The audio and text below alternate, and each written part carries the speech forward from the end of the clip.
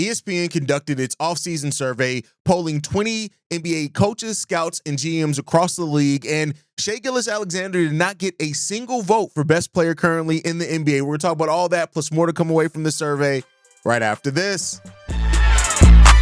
Welcome to the number one place for your daily basketball news and analysis, NBA Central. And this came in just as I was editing this episode. We'll get to the NBA GM survey, but Fred VanVleet, it just got announced that he has a torn ACL and he will miss the entirety of the 2025-26 season, more than likely. This is a huge blow to the Houston Rockets. Now, make no mistake about it. You add Kevin Durant, and I think the Rockets are still going to be a damn good team out there, but this is huge news for a Rockets team that was trying to do something special this upcoming year. And you re-sign Fred VanVleet so that he can be that veteran point guard that you need. You drafted Reed Sheppard. He has not looked like an NBA player up until this point. You now lose Fred VanVleet for the entirety of the season. This is a major blow to the Houston Rockets in a case like this. And you know, the Rockets are a team that has draft picks. They have a lot of assets. So they can go out and get another point guard if they want to. But as it stands right now, this is a devastating loss for the Houston Rockets to lose Fred VanVleet for the entirety of the season. Not only is he their starting point guard, you're also looking at somebody who was the leader on your team. He brought that leadership voice, the veteran presence. Him and Steven Adams is why the Houston Rockets paid to keep those guys around. And now the Houston Rockets sit in a place right now where, you know, say what you will about the Rockets and their chances, but you're going to need another player to step up. And Fred VanVleet was a huge part of what the Houston Rockets could be this season. Of course, you got young players you're already in Emmitt Thompson and other players you're hoping going to step up. The question now becomes, how confident do the Houston Rockets feel in Reed Sheppard and his ability? Because again, Reed Sheppard showed not a lot last year. After being the third overall pick in the 2024 draft, now, of course, there is some hope that maybe, you know, last year was rookie blues. He was going to able to come along, but this is a major blow to everything that the Houston Rockets are. And, you know, we'll see. Fred VanVleet had himself, no doubt that he's had his moments, of course, but when you look at what he did last year, 14 points per game, 5.8 rebounds, not an amazing shooter at 37% from the field, but then you turn around and look at what he did in the playoffs. And it was night and day difference. 18 points per game over the Rockets' 7 playoff games last year, shooting 43% from three, 43% from the field, 4 assists, 4 rebounds, and also a steal per game.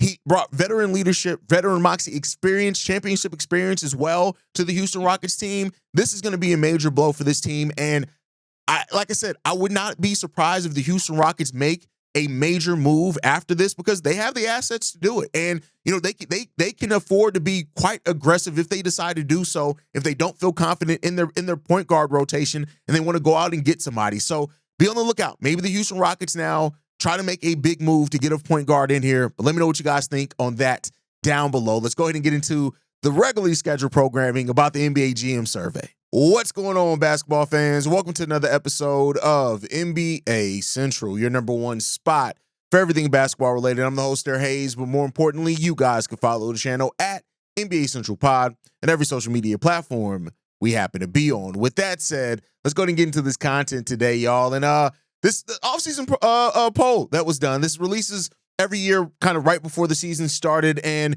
this was an interesting one to come away from it. Shai Gilgeous-Alexander, who won the MVP, who also won the NBA Finals and Finals MVP, just had a great run this season, right? Did not come away with a single vote to be the best player in the NBA. And that's an interesting thing, when it comes down to it. And I think when you look at it, right, it just, there's still some doubt around it. Now, you guys may know I also host Locked On NBA. I do it with Matt Moore, now with Wes Goldberg as well. And we do it every single day, Monday through Friday, right? And Matt Moore pointed out something in saying that there may be some doubt around Shai because he's never truly been dominant. That was the way that he worded it. You go and check out Locked On NBA today's episode if you kind of want more details on his thoughts.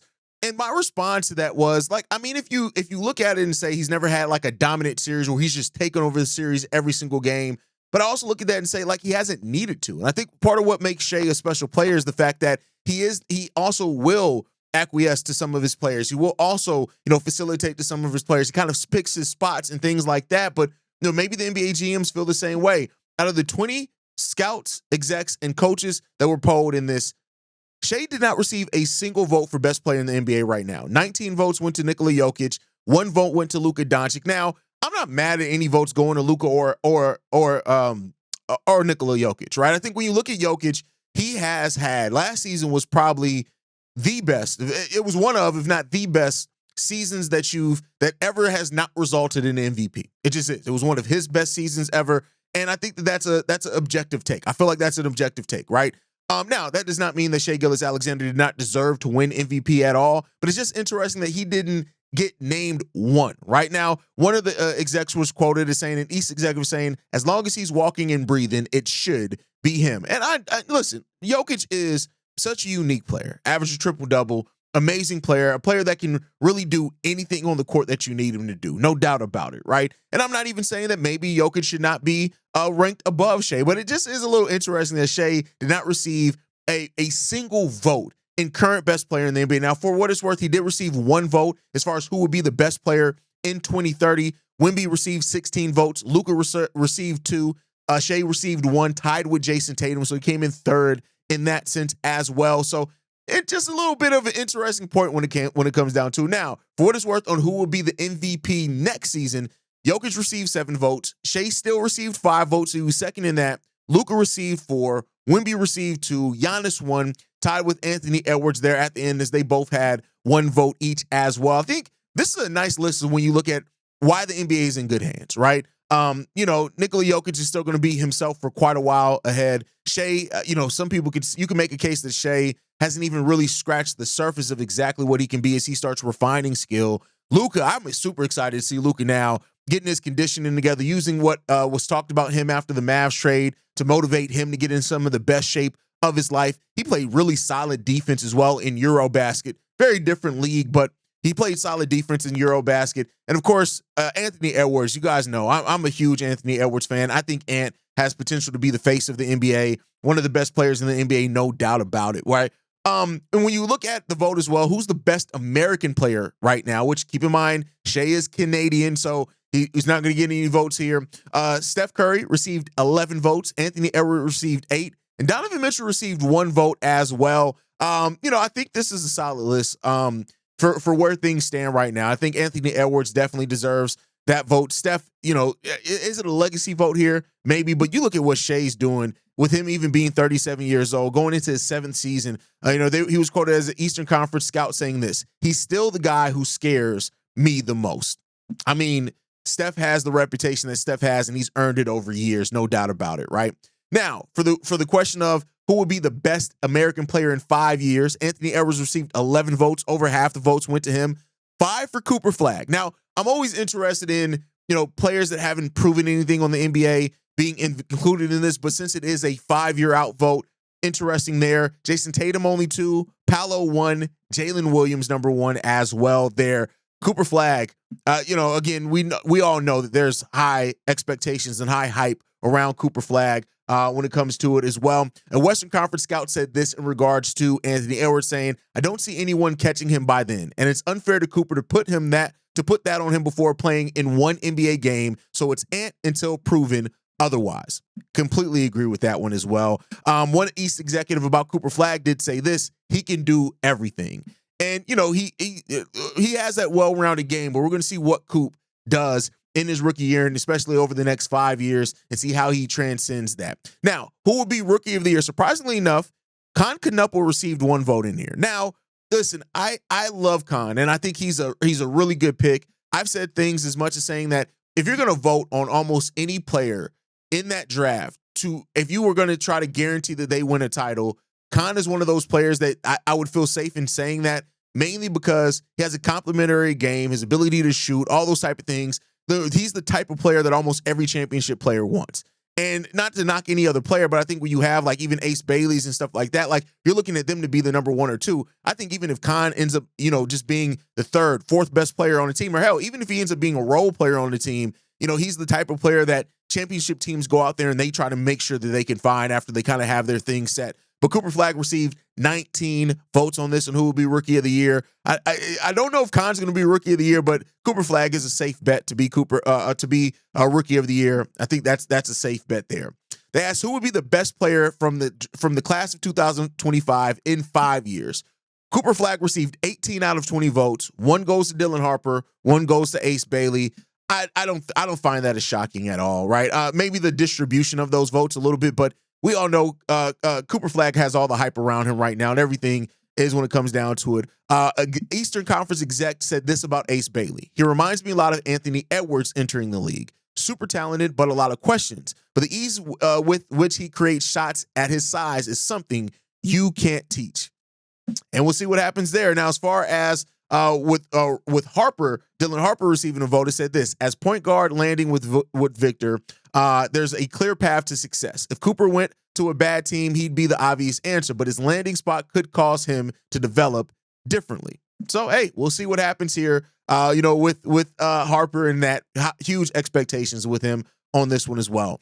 As far as the teams, let's get into the team votes. They were asked which team had the best offseason. The Atlanta Hawks had 7 votes here. Now, I'm not really too surprised because I've been big on the Atlanta Hawks offseason too. I think getting Asa Noah in the draft, getting Kristaps Porzingis in a trade, bringing in Nikola Alexander-Walker, they have added players that were needed to the core of what they already had here, right? And you can see a clear path. Now, I don't know how much Asa gets on the court as a rookie. We'll see how that develops, but Atlanta Hawks have shown that they are not afraid to put young players out there. I think that they have continued building a young core. They're doing it kind of better than almost any other team as far as having a young core that you're developing while still having veteran pieces that make sense around that. And Trey's still the engine of that offense for sure, and they added pieces that help make Trey's game easier also.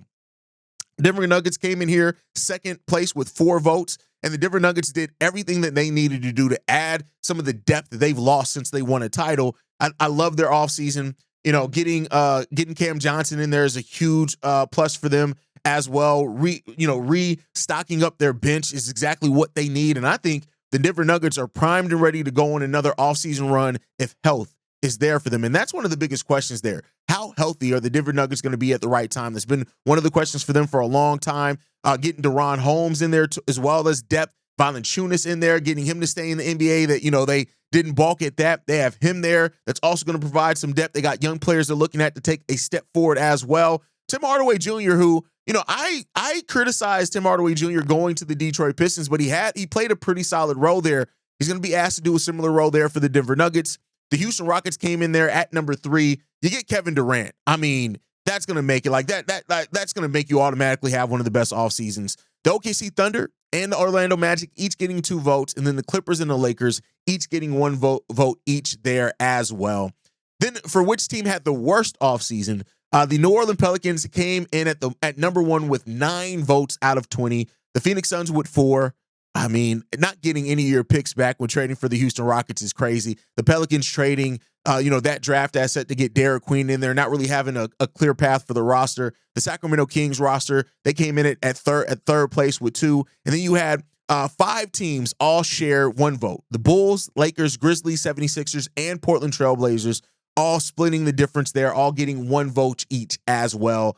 And then when you look at what's the best move of the offseasons, the Rockets getting Kevin Durant was rated as 1 with 11 votes there. The Magic trading for Desmond Bane came in at second with 5 votes there. And then you had the Atlanta Hawks trading for the Pelicans draft pick at number 2 there, which, again, that the Pelicans giving that out for Derek Queen is crazy there. The Nuggets getting Cam Johnson and the Lakers re-signing Doncic each got 1 vote each there as well.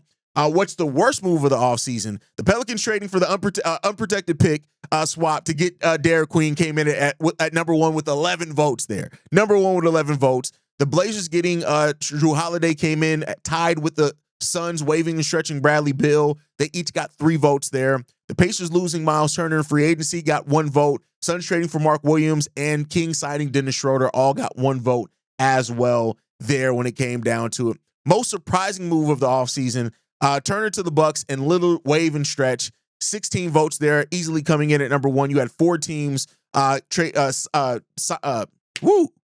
tying for number 2 with Hawks signing Alexander Walker, the Knicks firing Tom Thibodeau, the Trailblazers trading for Jrue Holiday, and Jonathan Kuminga still on the Warriors all got 1 vote each.